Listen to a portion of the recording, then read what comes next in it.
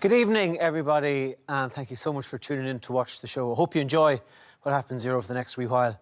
To find out who the first guest is, let me hand you over to the MC for the evening, the beautiful Fred Cook. Thank you, Tommy. Well, our first guest is Mr. Jerry Kelly.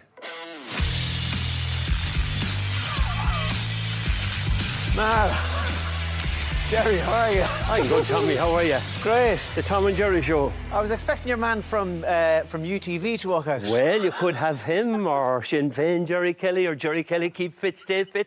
But tonight, it's the real Jerry Kelly, as we say in Cork. What do you do, Jerry Kelly? I'm retired. And what did you used to do? I used to be a teacher and a school principal. Yeah. And how did the people who were doing research for the show come across you? Like, Because now I'm PP. I'm post-prostatectomy. So I did have prostate cancer after I retired. Oh, right. And I went through the whole process. And when I was finished it, people were asking me how was I finished the prostatectomy now. Yeah. And then I used to tell them bits and they said, you should write that down. So I said, don't tempt me. Yeah. And I ended up actually writing it all down in a little book called Prostate, Piddling and Passion. And the reason I chose those three words, the consultant's words were ringing in my head. Priority, cancer, continence and potence. Yeah, yeah. But, you know, the ordinary man doesn't talk like that. Yeah. So I thought, piddling, we all know what that is. Yeah. We all know what passion is, and we like a bit of both. Yeah. But not too much of the piddling anyway. Yeah. So when COVID restrictions lifted, my wife, she said, why don't you go down and get your NCT done now, your health check? I said, yeah, next week, no problem. Why don't you go down this week? I said, OK, I went down tomorrow. So had the bloods taken. I got a phone call to say your PSA count is high. Do people die from prostate cancer? You can. If it's not discovered in time and it makes its way out to other organs and the spine in particular, yes, you can die. And there are no symptoms? Well, you see, you can have symptoms, and if you do nothing about the symptoms, like some guys start off with piddling issues, right? Yeah. They can't start, or they go dribble and they have to go again. Do you know, I don't believe I had any of those symptoms. I was doing grand in that department. Yeah. They can have issues with potence. Yeah. And, yeah, again, I thought I was playing a stormer. You know, all good. And then this was a bolt, and I looked as good as I am now, you know, fit, you know. So the next thing anyway was to go to the urologist, and he said, right. And do you know that you're probably familiar with the digital rectal examination? When digital, it's not online, it's with your finger. No, it's not online because you wouldn't get a laptop up there, Tommy, or a mouse for that matter. Yeah, it would be finger. And then you see, it's never straightforward, is it? My GP's finger didn't detect any any distortion. My GP's finger? Yeah. Was it to do with the nature of the finger? No. Why reference the fact that it was your GP's finger that couldn't find? Because I'm going to tell you in a minute that the urologist's finger was no better or no worse. What I'm saying is the distortion wasn't finger side of my prostate. Do you understand? So it can bulge out towards the finger going up through the anus, or it may not. So as I'll probably tell you in a minute, I'll tell you now and get over it, my distortion was towards the piddle pipe, if you like, my cancer was. Even though I didn't mention cancer yet now through the test. But what I'm saying to you is, it's not so straightforward. You go and you have a high PSA and the doctor puts their finger in to check and say, oh yeah, it's trouble here with the prostate. Wasn't able to tell that from the finger test. So does that mean when, after you were fingered, so to speak, that the doctor might have said, you're grand? No, the doctor would never be that silly to say you're grand. Okay. Because the PSA was high, the doctor would go belt and braces and send you further. And is there anything at all wise about men's attitude to their health, which is leave it? There is. Is there wisdom in that? Is there some sort of a kind of, if you hadn't got anything done, that your behaviour could have continued on for a while until things started to get, until you had no choice but to go down yourself? Maybe or maybe not. But Tommy, I wouldn't take that chance. Would you? I think there's something in me. There's something of the Leavitt in me for sure. Yeah, definitely. But and the fact that a lot of men have that, I'd be curious as to why we have it. Has your partner any influence over you? Would she let you leave it? Leave it. No, and that's why I ended up getting it done. But I wonder, is there something that we don't know that we know when it comes to men's attitude towards health? You know. Are you talking about a gut feeling because it isn't far away? No, I'm talking about the thing of just, you know, not going for regular checkups. I'm not advocating it. I'm just asking the question, why do we do that? Why?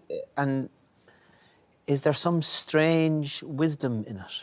I think it goes with the machoism of man. Oh, okay. Do you know, if you go down to a doctor, he'll find something wrong with you. Yeah. I have a few friends who say that.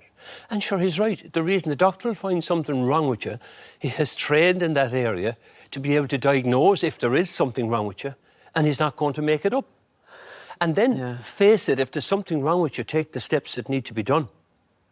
And we always hear about men who there's something niggling at them, and they eventually go in and the doctor says, you've about an hour to live. Well, thanks very much. Do you know what I mean? That's exactly true. So take us back again to your journey with the whole thing. Yeah. So the numbers are still high, and the second guy can't find anything. Correct. wrong. So he says, where we go from here is an MRI, a cystoscopy, and a floor test. Now, do you know what a floor test is? You do. Well, do you know the way you could kill a fly on the wall when you'd be going for a piddle in the men's stalls? Maybe you wouldn't have any flow at all. So I went into a small room, and this little nurse said, I'll go on the laptop, and she says, you go on the funnel in the corner, right? So I went to the funnel. I can't pee in front of other people. Well, no. So, look, I was in the corner, she was on the laptop, and I was, 5 minutes, 6 minutes. My head was getting red. Not a drop. Yeah. I was sweating. More farts than water. More sweating. I could sweat into the funnel, but I couldn't piddle into it. So I said, after about 8 or 9 minutes, it felt like a month. I said, I'm sorry, look, I said, I can't. She said, don't you worry. She says, go out, there's the water. So I drank 7 bottles of 0.5 litres of water, which is 3.5 litres, which is shoving up near a gallon. And then I said, I think I'm ready now. I went in, and it was like when the rain, it here is hitting the plastic funnel, a thunder shower. Broke it. I didn't break it. But she said, by the way, she says, your flow is very good. I said, why wouldn't it? I said, I have a head... the River Lee in my stomach. I have a header tank up there holding a gallon. I said, it has to be good. So next up, and you go downstairs and you go, MRI. So you know the MRI, you know you have... Big rattling machine. It's like a jackhammer. Yeah. So now you're offered Daniel O'Donnell music as well, so I had a choice. And I went in, and I was lying there, and I came out, and that was over. And so the phone consultation, there's an area of concern. So we'll send you for biopsies. So biopsies are the next thing, and you know, that's where they put in a needle and they pluck out a piece of your whatever it is they're doing the biopsy on. They take that to a lab, right? And they analyse in the lab to see what's wrong with that. And it was worth it, because the next call that came was the definitive one. When my urologist got back the result of the biopsies, this was the first time that cancer was mentioned. So you have cancer Of the... prostate. Okay. And I have to say then, I was trusting my wife really, and she had actually some way guided me anyway to going for a prostatectomy robotic. Prostatectomy is removal of the prostate, is taken out, right? The robotic bit is your consultant sitting over there with a mini JCB, hands and feet going and guiding the thing. And when it's all done, you look over there and you see a man pottering around his locker, and he 80-something he was, and wearing a nappy. And I said, Christ, an 80-something-year-old baby. I kind of said to myself, lifted the sheets, and there was a 65-year-old baby under my sheets. Tell me, is there something about the whole experience that forced you to be vulnerable? So it's kind of like, you know, you said earlier on about the kind of the macho man thing, and, you know, I'll work hard and I'll do this and I'll do that, and, you know, I'm not a great man for emotions, that somebody said to me one time. But something about this, because you're with the nappy and, you know, taking your trousers off and having doctors coming in and fiddle around with your backside and your willy and going at you. Is there something about being made to be vulnerable that you have appreciated? Yeah, I think so, yeah.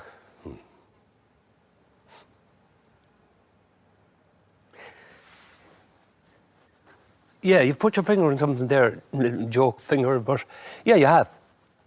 And I think what I'm really impressed about is the fabulous support I would have at home from family and friends and that, and the medical staff as well, like outrageously helpful.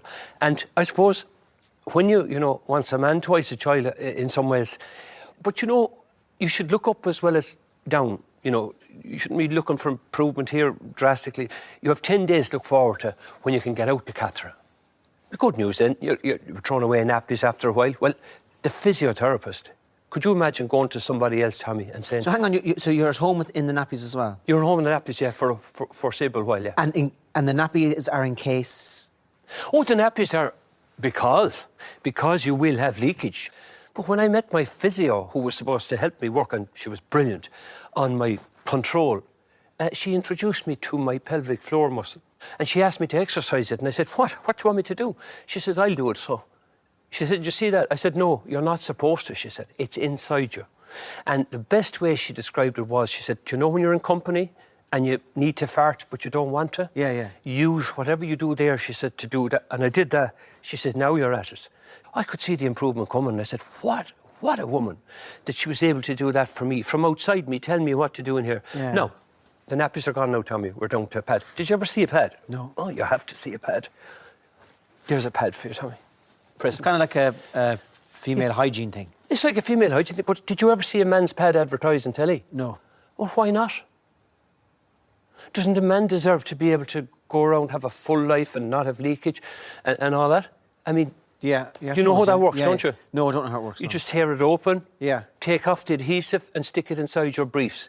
Now, the old-fashioned underpants, the tight one, not the jocksters, they're all over the place. Yeah. You want this to stay where it should. Yeah.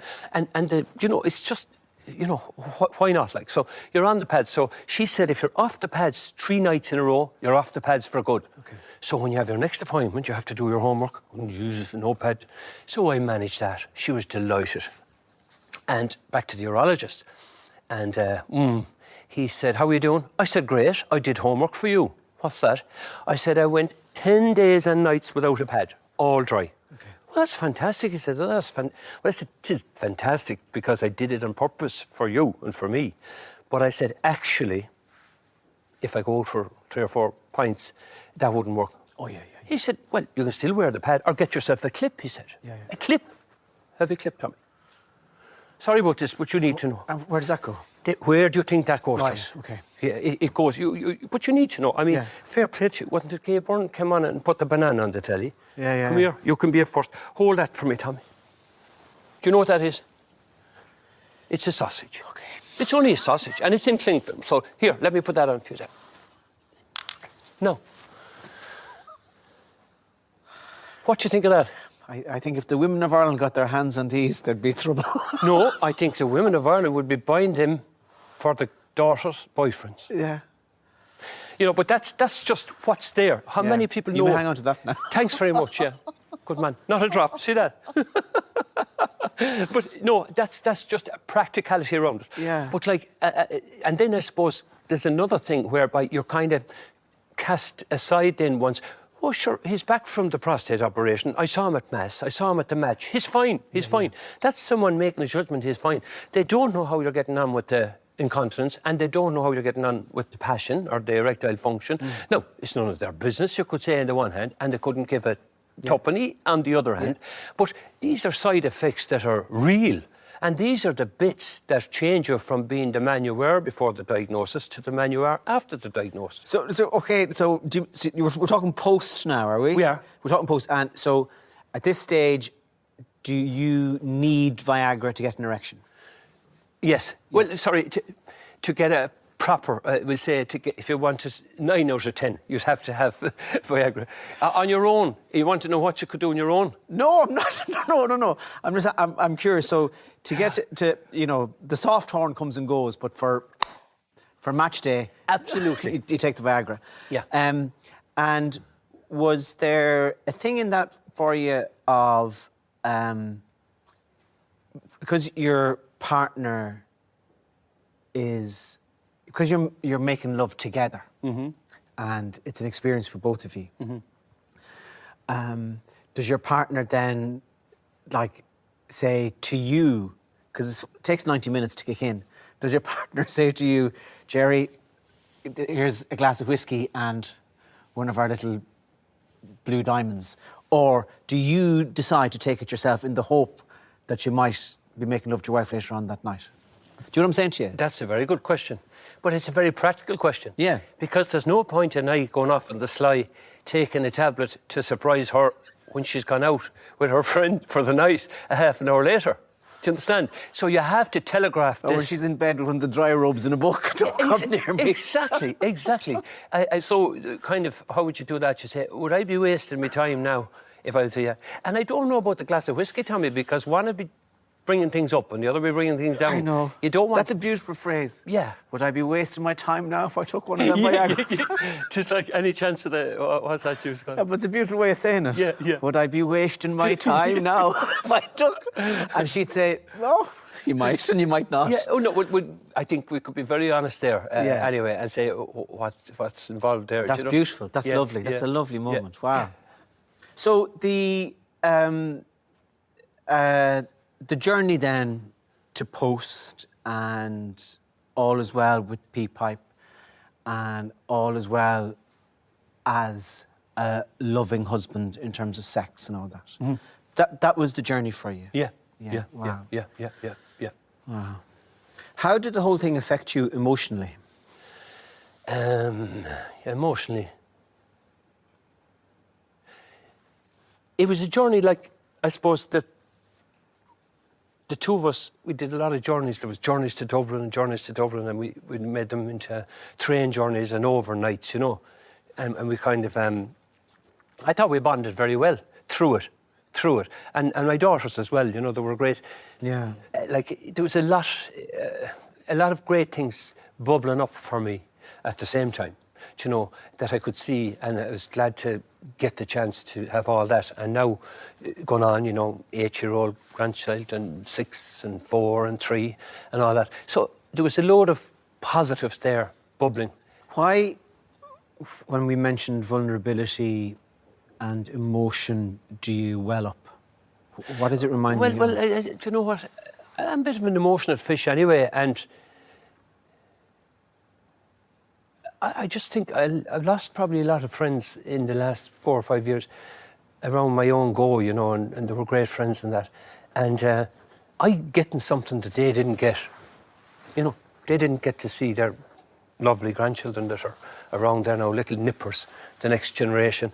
And I got that, and I've great run up and turnover, and you know, it's just magic. I feel blessed that I got that. Like, I do get emotional about that. Yeah, I do. Yeah. What's the name of the book? Prostate, Piddling and Passion. JerryKellyCork.com is where they can buy it. Okay. Or printmybook.com of a choice. It's been a pleasure talking to you, Jerry. You too. Thank you so much for coming on to the show. Yeah.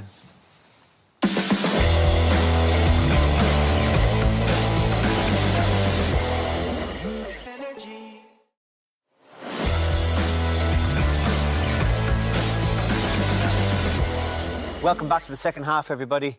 Freddie, who's next? Tommy, our guest is Miss Siobhan McSweeney.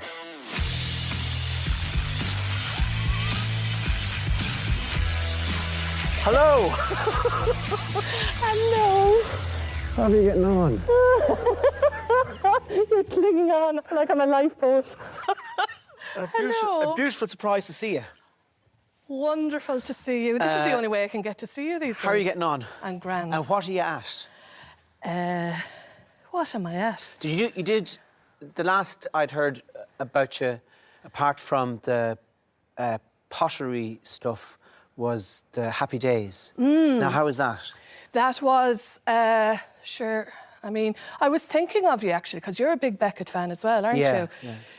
It was the toughest thing I've ever done, and I buried both my parents. So for people who might know, Yeah. could you tell us a bit about the play? It's about a woman. The curtains open and there's a woman up to her neck in a pile of... Now, in Galway, that wouldn't be your neck. in Cork either, but life has been tough.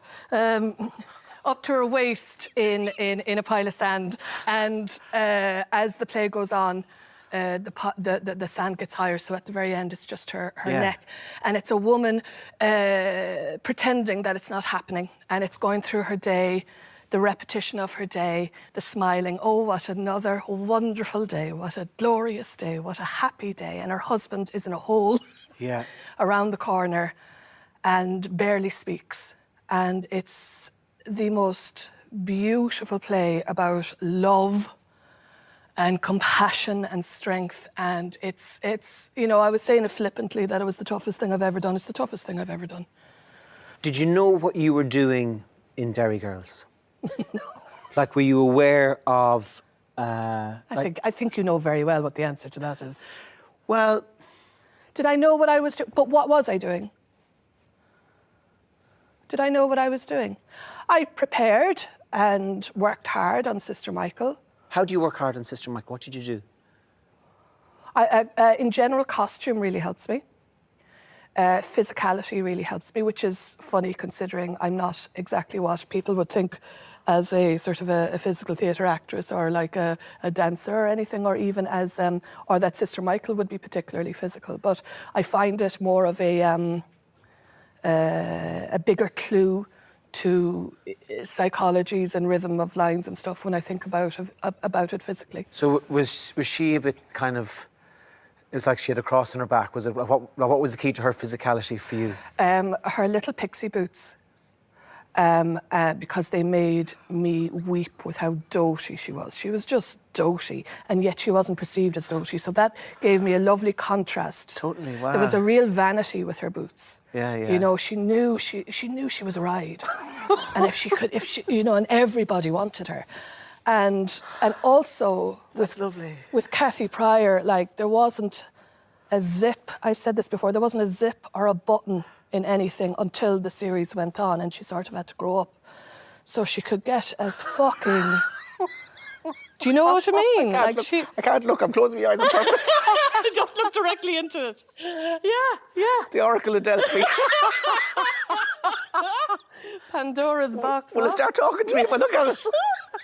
It usually does, don't they all? But you know, the sort of broadness and the taking up space. And when you are a large woman like myself, the idea of taking up space is a very, very counterintuitive idea. The more physical space you take up as a large woman, the more sort of socially small space you have. So to have a woman who was big and actually took the space that she needed, oh, jeepers, it was divine. Yeah. I mean, look at Jerry. He didn't take up much space, you know, in any room that he took. Like, there was there's a lot of physical clues. So you can get a lot of things there. And the thing with Sister Michael, what else did I work on with her? Like, having her into country music really sparked a lot of stuff for me. Lisa being determined that she wasn't from the north, that she was from Cork. Yeah. That brought something to me. The fact of being an outsider, the fact of having an outside eye. Yeah, there's loads. But a lot of it was a sort of instinctive, you know. Why did you become an actress? Because I tried being a good girl and it didn't work. And it made me very sad. And and very low and very lost. And I really did try to not be an actor. I really tried. And in the end, I couldn't not be an actor. So can you talk me through that? I was, you know, I was good at school. I did my homework. I studied hard. I got into UCC. I did science because I was good at maths. And I came from, you know, a lovely family and a wonderful background, but very much sort of, I want my child to be happy, and the upbringing I've had means that happiness, you'll be much happier with some financial security. Mm-hmm. And I think, you know, my mother... So that creates an expectation of what you're going to do. Sure. Well, I was handed the prospectus for UCC and told, you know, they're the courses that we'd like you to do. And actually, there's actually just, one or two. God, that sounds invasive. At the time it felt it, yeah. But I understand it, and it was an act of love, and it came from a protection. I mean, how else? What else was I meant to do? I was I was good at school. You go to university then, and you become part of the professional classes. That's the lie we're told in society. That's that's the capitalist thing. We're always meant to be aspiring. If you work hard, pull yourself up by your bootstraps without realising that every fucker wants to be middle class. That's the aspiration. Yeah. That's the aim. And the real, so I understand that. Why would my beautiful, kind family not fall for the same trick that everybody falls for? So I tried really hard, and I was shit at it. And I ended up being part of the Drama Society, and I just, the first time I used my lab coat was in a production of Die Physiker. Dr. Matilda von Sand, and I used a jumper and I put it up this way, the hunchback and everything. And I remember taking the cellophane off the white coat, going, I'm pretty sure I'm meant to be wearing this in a lab. Oh well. Hello. It's wrapped up in happiness, and it's wrapped up in being a team, theatre and being an actor. What kind of stuff do you get offered now? A lot of strict stuff. A lot of... So echoes of Sister Michael? Yeah, which is a pity. Because there's only one Sister Michael, and to reduce her also to being sort of strict is not... Yeah. It's not sort of getting the picture either. Theatre as usual is far more interesting. Yeah. What are you working on at the minute? Or what's going on? Right now, so Pottery Throwdown is on at the moment. That's on telly. I'm still. Why are you doing that? I haven't seen it now, but why are you doing that? Two reasons. First, they asked me, and they asked me, and it was during lockdown, and I was going mad, and they said, "Do you want to come out to the countryside?" Because I was pots. I love pots. I wake up in the morning and I just hug a jug. And secondly, I really like it, and it's not. And I think it's not because I try to be a presenter. It's because I love having the chats with people, and I love seeing what they do, and I'm very nosy, and it's a lovely thing to do. It's a really lovely. Okay, so that's why I do it. Yeah. I didn't seek it out, and it's not something presenting, and that's the not acting side. I call it the best side hustle ever. Meaning? As in, you paid an awful lot more than pulling pints. Which you get paid an awful lot more presenting than if you're pulling pints. Sure, yeah. My first love is and always will be theatre. The thing about theatre is that it takes a lot of time. And, you can barely pay the rent in it. Mm-hmm. And so if I have a choice now between a Bettina telly or a film or theatre, I want to do theatre. That's what I always want to do. But maybe it might be better to do a bit of telly or a bit of film, you know? What theatre roles have you done recently that have stayed with you? I played Maggie in Dancing at Lunasa last year. Can you describe the character of Maggie to me? Maggie is... So the play is set in 1930s Donegal, a family of sisters. The youngest has a child called Michael, and Michael recounts this one summer. Yep. And Maggie, I'm the second eldest sister, and she's the clown, the one who sort of, if there's a bit of tension, she'll burst into a song or she'll tell a joke. She stays at home, and she minds the chickens, and she does the housework, and she does the cleaning. And there's a sadness to her, a great sadness to her that is never fully revealed. And I have already played this role before at least a decade ago, and I will play her again at least a decade from now. And that sadness changes each time. I can't wait to find out what the sadness is in a decade. Yeah. And she's, you know, it's very much an ensemble piece, but you could argue that maybe the older sister is the lead. And the older sister is a very wound up sort of the breadwinner, the schoolmistress, trying to keep it all together, the cracks, has to sacrifice an awful lot. And it's never a part that appealed to me. But Maggie makes me sing. What prompts her, so she starts off the wild dance, what prompts her doing that? And what was it like to do it?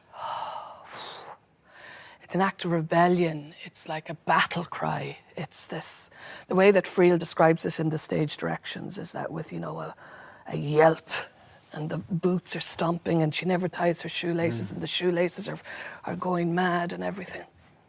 And she's making bread, so she puts flour all over her face. And there's lots of themes of paganism and of sort of otherliness in it. So she looks like this dervish, just going mad.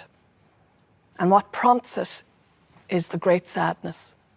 And it's an act of resilience. It's a triumphant act of resilience. She flings her hands up and she dances. And the sisters are like, cop on, you're making an Egypt of yourself. And they try to continue. And they join in. One joins in and she's like, brilliant. And they go dancing. And then the other joins in. And then at the very last, Kate can't even look at them. Come on, Kate, come on. No.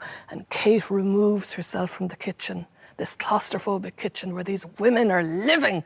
And she goes out to the garden and she dances alone, unseen. Isn't it wonderful to have that pure human, triumphant, rebellious gesture with no words? It's nice to be able to express that life without having to actually live it. Yeah. That's the main reason I wanted to be an actor, to live as many lives as I can and to speak the best words that have ever been spoken. What's the next lump of work for you?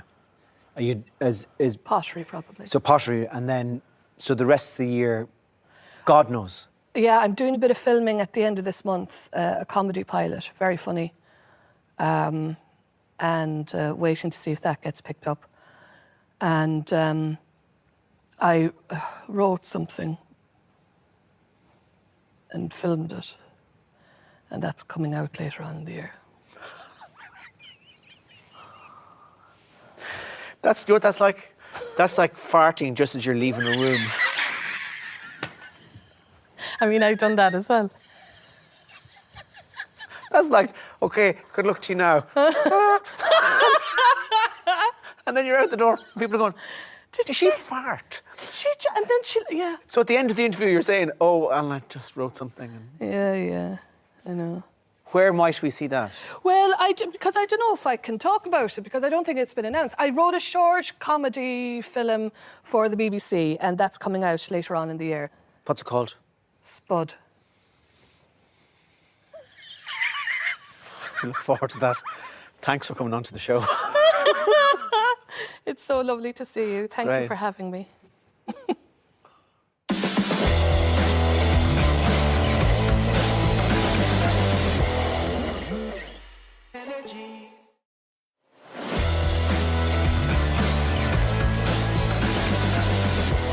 Welcome back to the third half, everybody. Freddie, who's next? Tommy, our next guest is Mr. David Keown.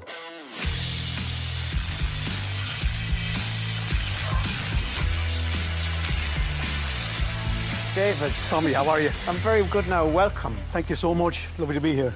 Where are you from? I'm from Waterford. What's in your hand? What's in your hand? I'll show you that in a second. It's a map. So what I've been on is, like, first of all, I'm just an ordinary working man.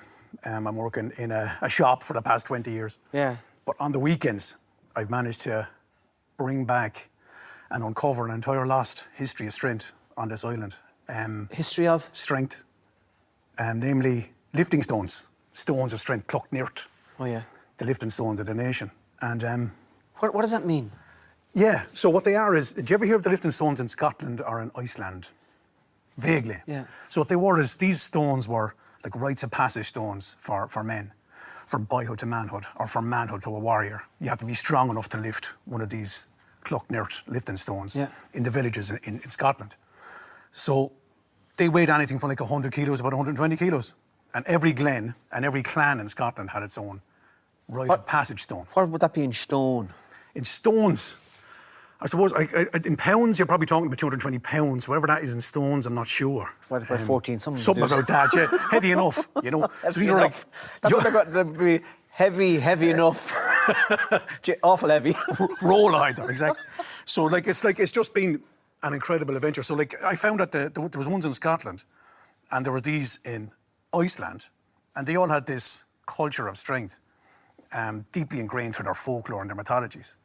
And I just thought this was fascinating, you know, that men had these, or boys had these rites of passage, that they have to lift this stone to then become a man and then get all, you know, all the rights. Do you know what's fascinating as you're talking now, after having spoken with Jerry and his adventure into weakness Yes. and vulnerability, and now you're talking about The opposite. an adventure into strength. Exactly. Yeah. You So know? tell us more. So, like I said, to become a man, you had to lift this stone. Also, to become a warrior, you had to lift a stone. Like the warrior or a chieftain's, typically like a bodyguard of a chieftain or a fief lord. You had to be able to lift a certain stone.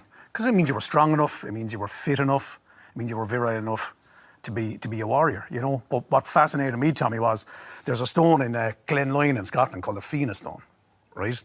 So this stone was, through folklore, and it's actually a Scottish listed monument, that Fina warriors used to lift this stone to become a part of the tribe. So immediately I found this, I had to go lift this thing. I had to go find it. I had to go lift it. I had to get my hands on it, because I was like, you're telling me that lads lifted that 1,500 years ago, like, to become a Fina warrior. So it just stirred something inside me. So I trained for about 6 months. I'm training about 10 years or 12 years in gym work, you know. But I trained specifically lifting stones for 6 months. And we travelled over to Scotland, and we lifted 14 of those lifting stones in a weekend. And then we lifted the Fina stone. And it was just an incredible moment. And then when I lifted that stone, I was like, Scotland has a huge culture of stone lifting. Iceland has a huge culture of stone lifting, and we're in the middle. Where's our culture of stone lifting, you know? So I started my journey then of looking for the Irish lifting stones, or the culture of lifting stones in Ireland, when I came home from that, which was about 2.5 years ago. Why do you think you're so caught up in it? I think because, like, it's kind of a weird world we're living in now, you know? Everything's getting very homogenous. We're losing a sense of who we are. I think we've sacrificed depth for breadth, for width. We're losing That touch. could almost sound racist. No, not in any way racist. Tommy, not in any way So racist. you're not saying that we sacrificed the depth of Irish culture for the breadth of many cultures? Not at all. No, I'm saying that we've gone and travelled all the way around the world, but we've forgotten our own culture and who we are, you know. And I think having something like a stone or like a mythology can root you in place, especially for younger people growing up now, because, like I said, we've lost contact with the land, and we've lost contact with kind of who we are a little bit, you know what I mean? And I thought these rites of passage had a beauty to them, that, you know, to become a part of the clan, or to become a part of the village. Why did it affect you so much when you lifted the big one? The one in the Fina In one. Scotland, yeah. Purely, I think, because it was that mythological and reality bridge. This is a part of our folklore and our mythology. And I just couldn't believe that this stone was attached to the Fina. You know, I was like, it just blew my mind that it was the Fina attachment, because of the way we were brought up as kids with all these stories. Yeah, I just found it fascinating, you know. And the fact that it's part of our art and part of our culture. You know, I mean, there's a very, very famous story written by Liam O'Flaherty. I'm sure you know Liam O'Flaherty. Yeah. And he wrote a story called The Stone. And you're talking about a man and weakness. This is a wonderful tale. It's only a 10-page story, and it's about an old man in his dotage. He's in his 80s. And he's remembering the greatest day of his life, he says it in the story, was lifting the testing stone of the village in Inishmore. And he was at a wedding, and they were drinking and carousing, and they were there all night. And someone said, let's go down to the testing stone of the village and see who's the strongest here. So they all went down, all the women came with them, and this man out of all of them could pick the stone up to his chest.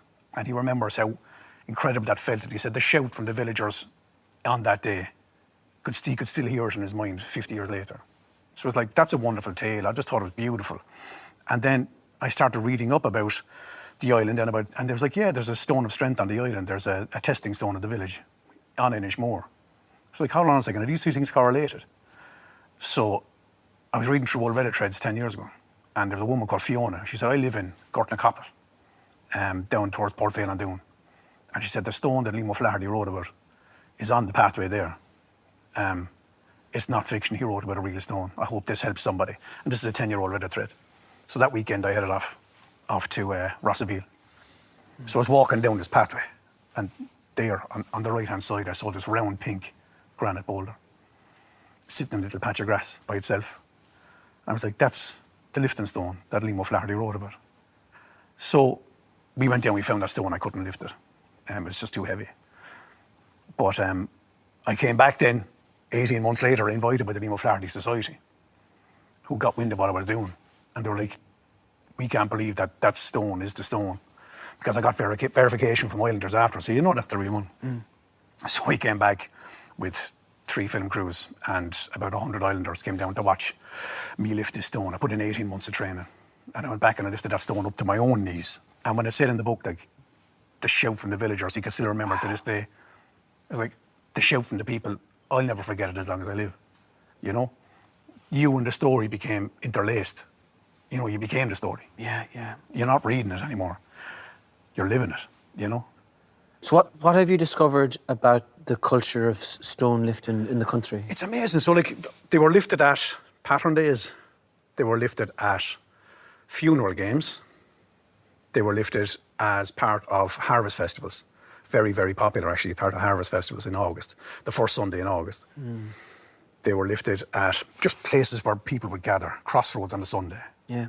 You know, dancing at the crossroads, because that's where people would gather. You know, we go down on a Sunday before or after Mass, and this is a recurring theme throughout all of these, that the people would gather before or after Mass. And there'd be weight, you know, stone throwing, there'd be, you know, collar and elbow wrestling, there'd be dancing, there'd be music, and the stone lifting was a part of that whole culture. And then it just fell out of the national consciousness over the past 100 years, maybe 150 years. So when do you think that it started to lose its value as a cultural event? I think I'd say there was a lot of, I suppose the main thing would be the Gortna Moor, you know, and I'm coming across that a lot. And this is just talking to, because I'm just doing this as a purely passion project. Yeah. You know, I mean, my life has been, the past 6 months especially, has just been upside down because, like I said, I'm holding down a full-time job. You know, I'm working in a paint counter. I was mixing paint yesterday and I'll be mixing paint tomorrow. But what I'm finding is talking to the locals and talking to, now there's professors getting involved and there's all kinds of people getting involved. They're like, yeah, what seems to be coming across is that the 1840s was the cut-off point because, you know, so many people died or emigrated. Yeah. That the culture went with them. Yeah. So it's just been an honour to be able to bring back something that was lost. Yeah. You know. What's the map then? This is the map of the lifting stones. And what I'm finding amazing, Tommy, is like the artists of the nation are getting on to me now. You know, there's like illustrators, poets, there's musicians, there's painters, sculptors, and they're like, we absolutely love what you're doing. Is there any chance I can be a part or help in any way? Yeah. So, like, I have people helping me make websites. I have people making beautiful maps of the lifting stones like this, you know? Yeah. And these are all the names, they're all the weights, and they're all the GPS locations of the stones. And you can see it's a very Western culture. Yeah. You know? I suppose because of Well, there's no stones in Meath. there's not many. There's not as much as there is west.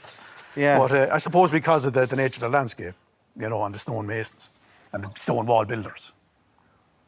Why is it so important, do you think? Why are shows of strength like that so integral to being a man? I think there's an inherent thing in us, isn't there? Yeah, not all men. A lot of men watching now who... A lot of men won't, Yeah. but I know there'll be a lot of men watching this who'll be saying, fuck, I want to try that, you know? It's a masculinity. It's a show of your strength, you know, it's a show of your power. And I don't think there's anything wrong with that. I love that. I think it's fantastic, you know, that you can go and you can lift one of these things. And what I love is you're putting your hands in the same place as people put their hands maybe 500, maybe 1,000 years ago. You're testing yourself like they tested themselves. And they're doing that just purely from their day-to-day work. They're strong enough to lift these huge lifting stones. I mean, the average weight is 170 kilos. How hard is the training for it? It's difficult enough because I competed in a sport for Ireland for 6 years before COVID. So I had a bit of a strength Let me background. guess, interpretive dance. Yes, it was, yeah. I'm very good at tap. You had the ball and then the stick and the piece of string in your... So there was obviously a strength aspect to that. It was called kettlebell sports. So it was like clean and jerk for 10 minutes, lifting 2 kettlebells. Can you talk me through the technique and preparation for lifting the stone once you're standing there? Liam O'Flaherty wrote a beautiful piece on this in the story. So he said he stands up and he blows out. He scrapes the ground with his feet so there's no loose rocks underneath him. He spits on his palms to get extra grip. And then he bends forward at the knees, straight back, and leans over the stone. Grips the handles. I mean, you're just gripping the stone. Breathe out.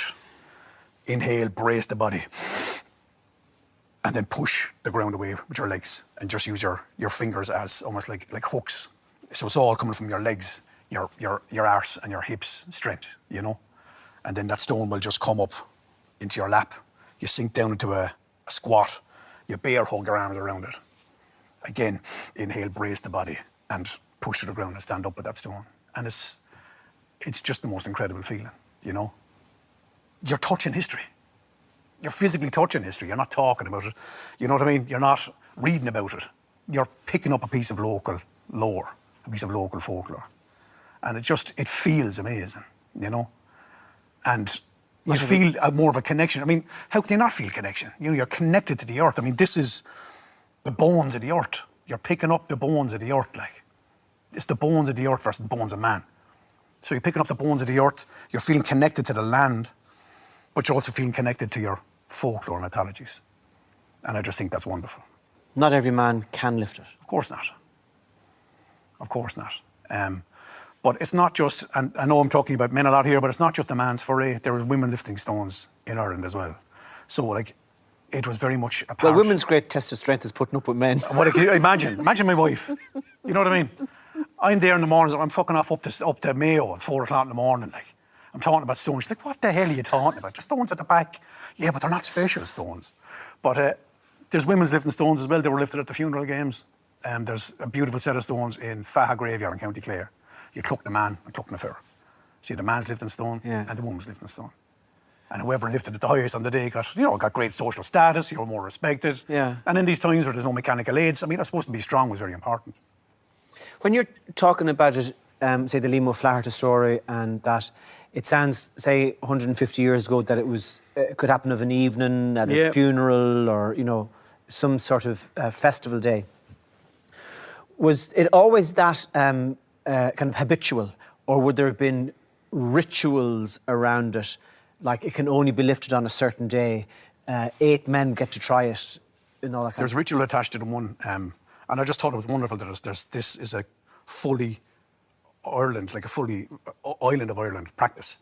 Like I found 2 lifting stones up the north. I found one in Tyrone and one in County Derry. And the one in Tyrone was only lifted on Scalp Sunday, they call it. So Scalp Sunday was Blaeberry Sunday. So that was the first Sunday in August. They would go up, ascend to mountaintops or ascend to hilltops. They go up to the top of this hill. They'd pick the blueberries, the wild blueberries, and they'd have this local games. But the highlight of the day was lifting the scalp stone. And it was only lifted on that day. So they said to get the wind under that stone, which I think is a beautiful phrase, to get the wind under it, you were a hero. But if you could smiggy, if you could chin it, you were a legend. So I just loved that. That was only lifted on the one day of the year. and B, if you could chin it. And we did. We went up. I invited some of my friends from Scotland over because it was like the bridge between this predominantly Western culture and the Scottish culture. Yeah. So I invited some Scottish friends over. They were all kilted up. They came over, and we lifted that stone together with all the villagers. Is there any talk of the heaviest stone on the island? On the islands in general. On the island of Ireland, is there any? Oh, the heaviest stone definitely is, and it's got a great story attached to the Fina, is up in Derry. It's a stone called the Sephine stone, and Sephine literally means sea fin, seat of Fionn. So it's Fionn McCool's seat. So the legend behind this stone was it was thrown by Fionn McCool from a mountaintop onto the top of this hill. And the local chieftains used to be coronated at this stone. Because it was touched by Fionn, it was magical. And it's about that height and about that thick. So they call it Fionn's finger stone. So we weighed it and it weighs 276 kilos. And the lift was to hug it and just break it off the ground. So we did that. You got it up? We did. Good man. With the camera crew. Good man. It's powerful stuff. It's incredible, Tommy, and it's an absolute honour to be doing it, you know? Yeah. It's an absolute honour as a normal man. Because I'll be back, it doesn't go out, and I'll be back and walking like, what? But like, yeah, people who know. Yeah. And now hopefully more people will know, and they will go down and if anyone has any stories, like, let me know. Or if anyone wants to go down and meet and lift these stones, and I know you're in Galway, if you ever want to come out and see one. But no, what am I saying? I wouldn't be able to lift one. We won't get into that too much. No, I got the dig there, yeah. We're going lifting stones. Tommy, can you drive? Oh, I know. I'd love to have you along. Where can people find out about what you do? I suppose where I'm mainly known online is I'm known as Indiana Stones on Instagram. Okay. So hit me up as Indiana Stones on Instagram. And if anyone's any information, wants to send me a message, or just wants to have a chat about this, I'd love to, you know. Brilliant. David, thank you so much. Absolute honour. Tommy, thanks a million. And now, ladies and gentlemen, would you please welcome Owen O'Canavon performing On All Nihia from his latest album, The Deepest Breath.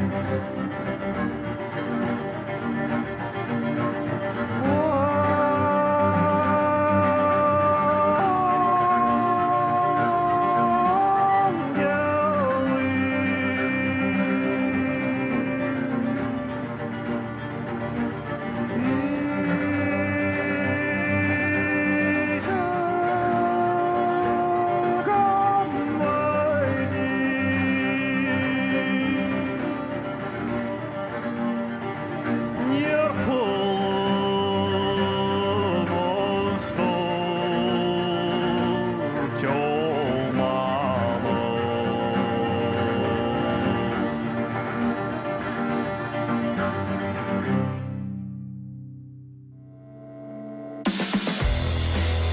Tommy and more great guests will be here at the slightly later time of 10 to 10 next Saturday night here on RTE1. And of course, you can stream previous series of the show over on RTE Player. Next, Fia thinks one of her cop colleagues could be a criminal in her catch-up of Blackshore.